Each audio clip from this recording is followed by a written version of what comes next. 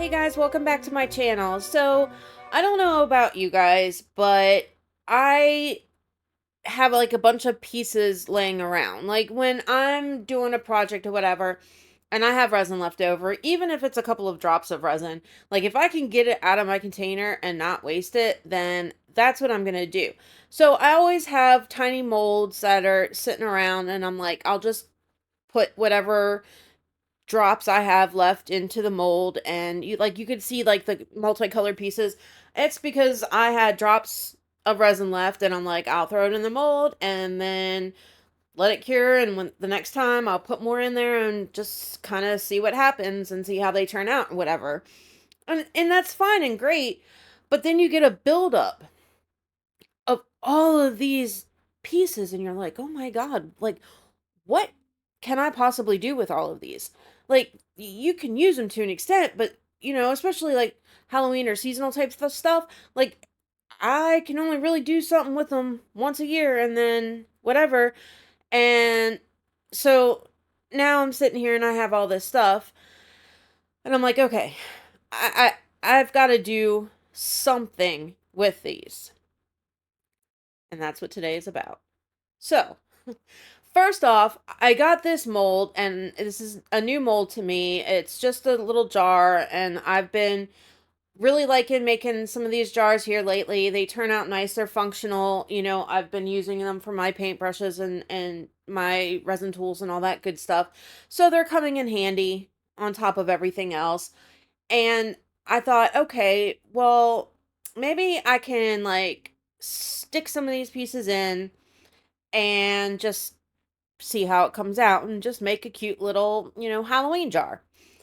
Sticking the pieces in and getting them to kind of stay where I want them. I didn't want them to drop all the way into where the top part of the jar is going to be and lose them.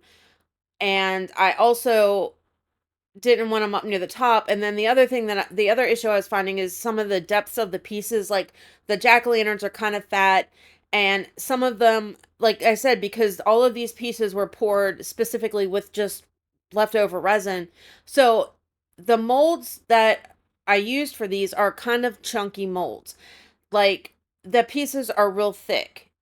The ones that where I actually filled up the mold completely, I was having issues with them deforming my silicone mold in this piece, which is why I'm fighting with it, because one, they wanted to fall over and they wanted this and that, and I kind of wanted them to be the right way and not, you know, I still want it to look good. Like I'm still trying to be professional about it and, whatever. So finally got it figured out, and I had to use like the thinner pieces. I found that they didn't kind of make my mold go all wonky. Didn't want my jar to turn out like that. So, okay, got them in finally. Thank you, Jesus. That took longer to do that than the entire part of the project, like the entire project itself. That part took the longest. So now what I'm doing is I'm just going to do clear, right? Because I want to be able to see the pieces. Now, some of the pieces that I put in there have clear bits in them, and I'm okay if I kind of lose them a little bit. Like, it's still Halloween, so I still wanted to be kind of, get that kind of spooky, eerie type whatever about it. So, what I want to do is, I'm going to do the clear resin. I'm going to use a little bit of black alcohol ink. And after I pour a little bit of resin in my mold, and you saw me working to get the bubbles out, I put a drop in and then pour more resin on top of it to kind of to make the alcohol ink move. I don't want it to overtake it. I just kind of want it to be kind of wispy, kind of smoky type vibe going on with it. So I'm doing the same thing for the jar portion. I put a little bit of resin in because I don't want to stain my mold either, and sometimes alcohol ink does that. Pour or put the resin in, put the alcohol ink in, put more resin in, and kind of let it flow and do its thing. Not mixing it up. Now, right now, I'm trying to squeeze the hell out of it to get the air bubbles to move and come up to the surface, because we all know, if you've ever made any kind of mold like this before, like you get an issue with air bubbles staying in like the lip around the edge of the top of the jar, and then on top of that, I have all these pieces in here that are also going to be issues with bubbles wanting to cling on to them. So I really got to kind of move this resin around to get out as many air bubbles as I possibly can. And you can even see right now the air bubbles that are still in the mold right now. So I'm going in with my silicone tool and I'm really trying to work out as many of them as I can. Now, I know I'm still going to get some because it's going to cling around the eyes and the different features of the additional pieces that I added in, but it's kind of okay as long as it doesn't ruin the piece. It like if it's not too much and depending on the location of them, it could add to the piece instead of ruining it. There's a fine line there, and I don't want to cross it to the point where it ruins it. So I'm trying to work out as many as I can.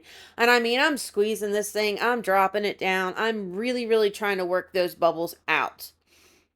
And then right before I fill it up some more, I am going to add a little bit more ink. I'm going to spray it with alcohol, work it around some more, get any bubbles to kind of pop, add a little bit more alcohol ink to it, add a little bit more resin to kind of, make it get that misty kind of vibe, move it around because I don't want the bottom of the jar to be completely clear either.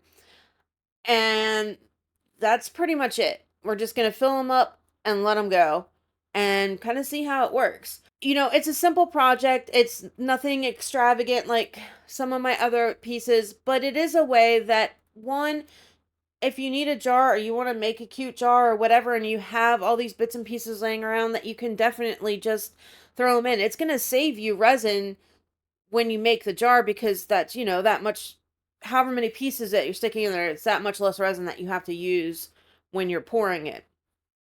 So, I mean, multi-purpose, it kind of does, and it gets rid of all those pieces that you just don't know what to do with.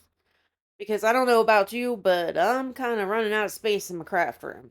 Like, it's bad. Anyway, here we are 24 hours later. Now it's time to demold, and I was struggling with this lid. Like, I had a hard time trying to get that the stupid thing to come off. Like, I could not get it. I fought with that sucker, and I usually don't have that hard of a time with this. It's not like it's a difficult mold to unmold. Like, honestly. But anyway, so I get it. It comes out beautifully. Eventually, I get it. There we go. Good job. It comes out great. I like it a lot. There is a bubble in his eyeball, but like I said, I'm okay with that. It's fine. I knew it was going to happen. And honestly, I think it just makes him that much more creepier.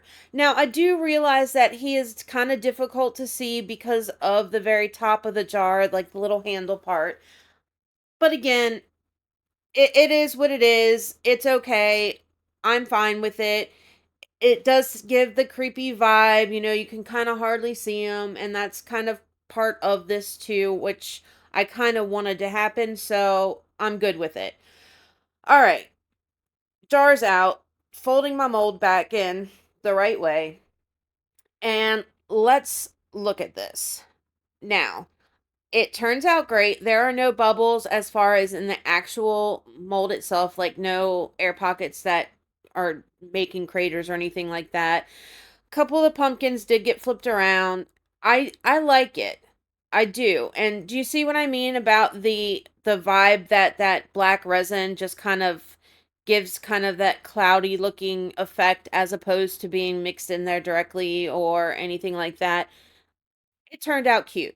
Happy with it. I did put in a tea light candle, an LED one, just for the picture so you can kind of see. That's it for this one, guys. I know it was a short one. Like, subscribe, share, all that good stuff. I will catch you Saturday for a new series I'm doing. Love ya. Bye.